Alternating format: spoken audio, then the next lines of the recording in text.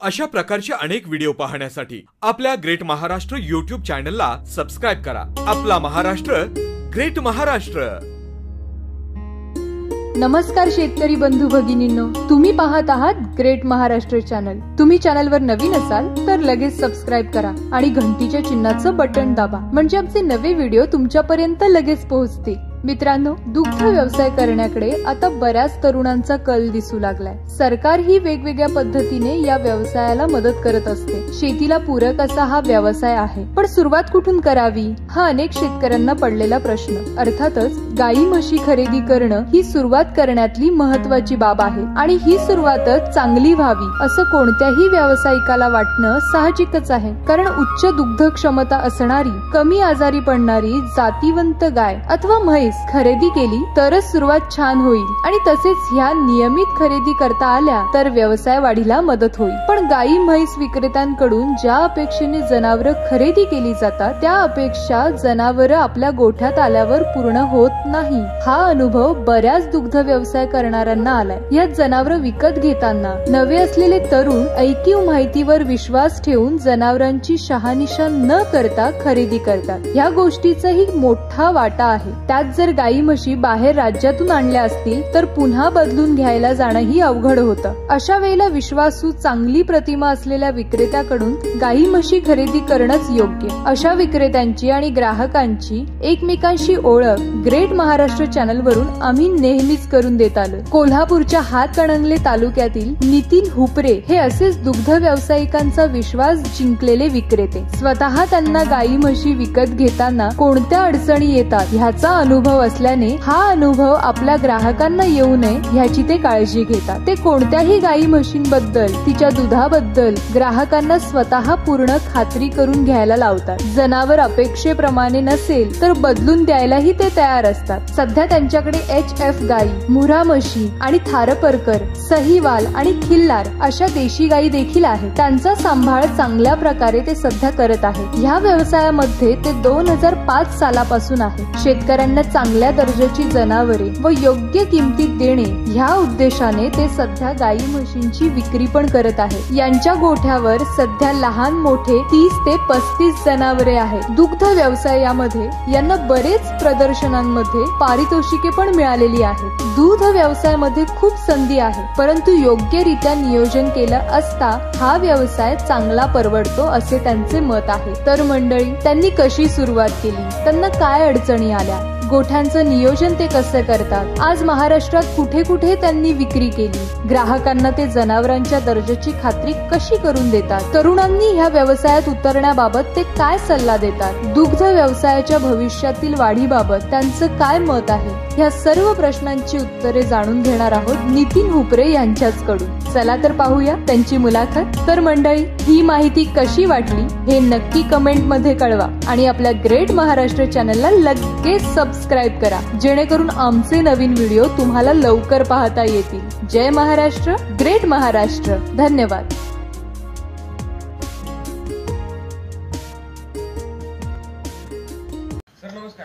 Sir नमस्कार। नाव आणि पत्ता सांगा।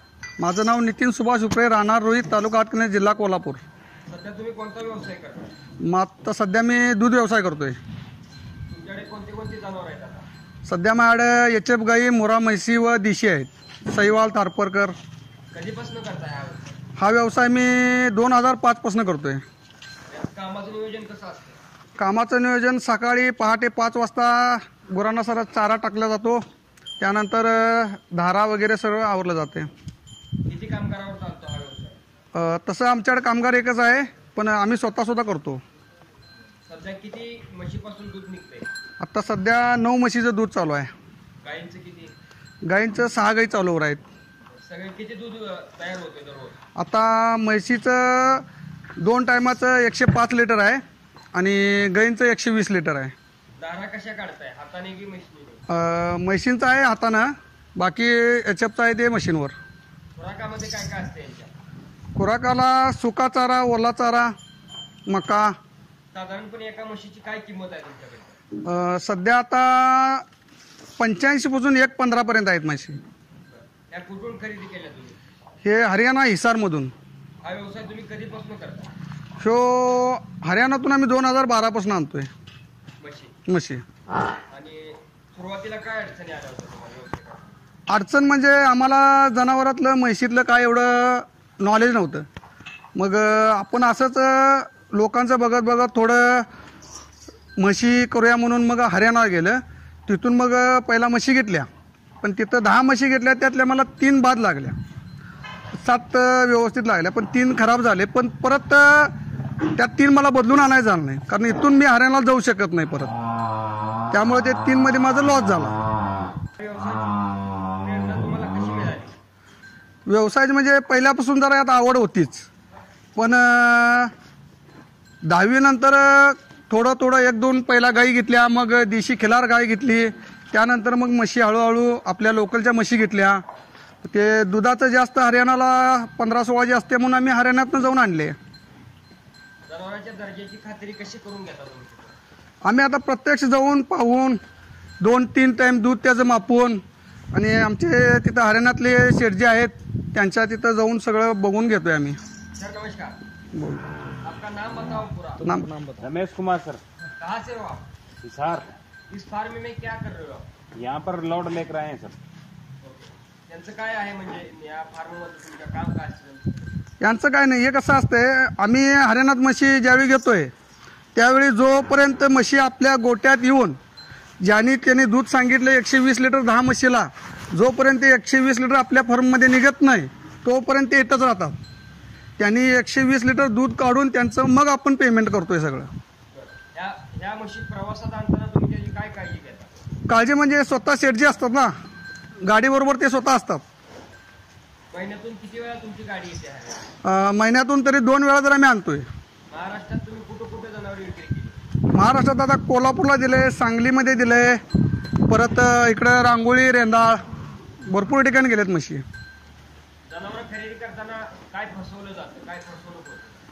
फसवणूक म्हणजे कसं होते, जर नवीन माणूस गेला तर एक तर रेट जादा लावतात, आणि दुसरी गोष्ट म्हणजे कसं होतं, गाडीचा प्रॉब्लेम खूप होतो. 70,000 भाडे असेल तर 90-95,000 रुपये भाडे घेतात. आणि दुसरी गोष्ट म्हणजे कसं, एकान दुसरी म्हस 10 म्हशीमध्ये एकान दुसरी म्हस ही वेगळी घातली जाते. फसवणूक होऊ नये म्हणून तुम्ही काय करता यासाठी? फसवणूक म्हणजे आम्ही स्वतः जातोय. आणि दुसरी गोष्ट म्हणजे ज्या शेतकऱ्याला घ्यायचं आहे त्याने या शेठजींच्या पशी स्वतः जाऊन जरी घेतलं, आणि समजा बायचान्स त्या 10 म्हशीमध्ये एकान दुसरी म्हैस खराब लागली तर मी त्याला जबाबदार, मी इथं माझ्यातली म्हस बदलून देऊ शकतोय, कारण त्यांच्या म्हशी माझ्यापाशी कायम 20 म्हशी शिल्लक असतात. तुम्ही शेतकऱ्यांना म्हशी विक्री करू शकता? हो, करतो. तुमच्याकडे काय पद्धत आहे त्यासाठी विक्री? विक्रीची पद्धत म्हणजे 2 दिवस त्यांनी येऊन मिल्किंग स्वतः करायचं. 14 लिटर दूध असेल तर 14 लिटर काट्यावर मापून घ्यायचं, आणि त्या म्हशीची किंमत ठरल्यानंतर आम्ही त्याला म्हैस घरपोच करतो.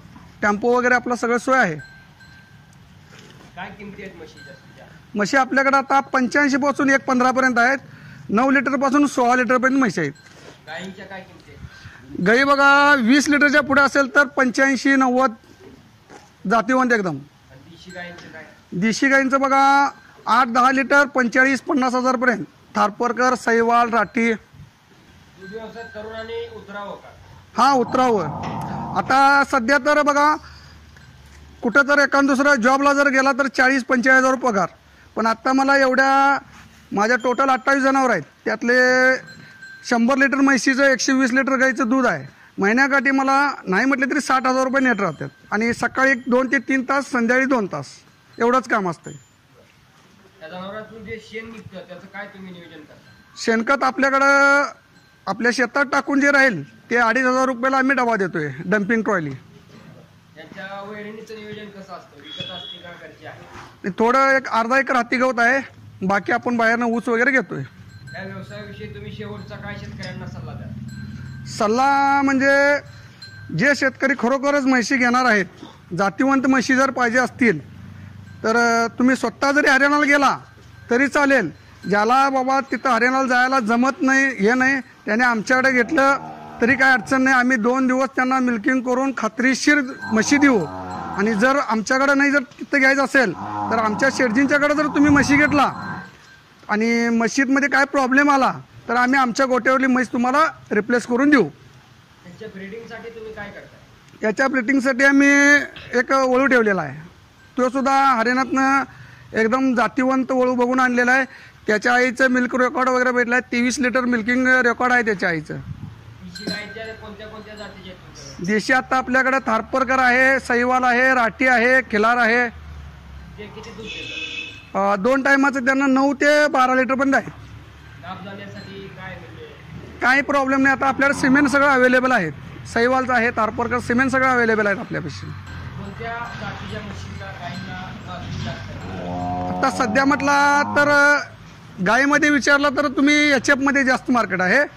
आणि आत्ता सध्या म्हटलं तर मुरा, म्हैशीमध्ये मुराला. मुरात का बरं शेतकऱ्यांनी घ्यावी? मुरा का घ्यावी? मी मुराचं दुधाचं जे प्रमाण आहे ते 12 लिटर ते 16 लिटरपर्यंत अगदी आपल्या आता निवांत वगैरे दूध देतात. आणि आपल्या लोकलचे असेल तर एक 8 ते 10 लिटर दूध. आणि गाभण काळात कसं आहे 6 महिने ते 7 महिने गाभण राहिल्यानंतर दूध देतात. तसं आपल्याकडे जनावर दूध देत नाही. सध्या यातून किती तुम्हाला महिना उत्पन्न मिळते? आता सध्या सर्व वजा जाता, खर्च पाणी वजा जाता एक 60,000 रुपयाच्या आसपास आम्हाला राहतं. तुम्ही लोकलच्या कोणत्या शेतकऱ्यांना म्हशी विकली आहेत का आतापर्यंत? हां, भरपूर लोक आहेत माझ्यापाशी. लोकलचे 1-2 जनावरांनी घेतलेत. आणि हे आमचे मित्र आहेत आलम जमादार मानगावचे, यांनी काल 2 म्हशी माझ्याकडे घेतलेत. नमस्कार. काय तुमचा अनुभव यांच्याकडून म्हशी घेतलेल्याचा? हरियाणाची म्हस पाळल्यावर कसं आहे, रिपोर्ट खराब नाही, दूध जास्त आहे, तिच्याशिवाय चांगली क्वालिटी आहे. तिच्यासाठी आपण हरियाणाची म्हस खरेदी करतोय. तुमच्याकडे किती म्हशी आहेत? आता आपल्या गोट्यावर कमीत कमी एक 7-8 म्हशी आहेत. आता कुठून खरेदी केलं तुम्ही? आपण हिच्याकडूनच खरेदी करतो, हरियाणाचेच माल खरेदी करतो. यांच्याकडूनच हा, तुम्ही? हिच्याकडूनच खरेदी करतो. यांनी कशी तुम्हाला सर्व्हिस दिली? काय तुम्ही त्या सांगा. काही प्रॉब्लेम नाही. रिप्लेसमेंट यांच्याकडे आहे, तुम्ही तसे केलेत का? हा, केले की. धन्यवाद.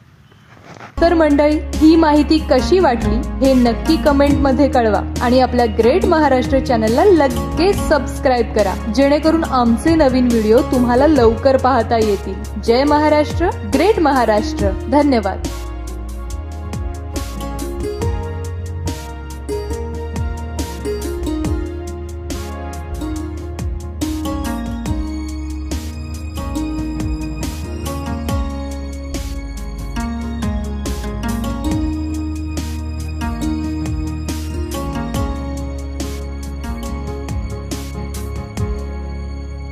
अशा प्रकारचे अनेक व्हिडिओ पाहण्यासाठी आपल्या ग्रेट महाराष्ट्र YouTube चॅनलला सबस्क्राईब करा. आपला महाराष्ट्र, ग्रेट महाराष्ट्र.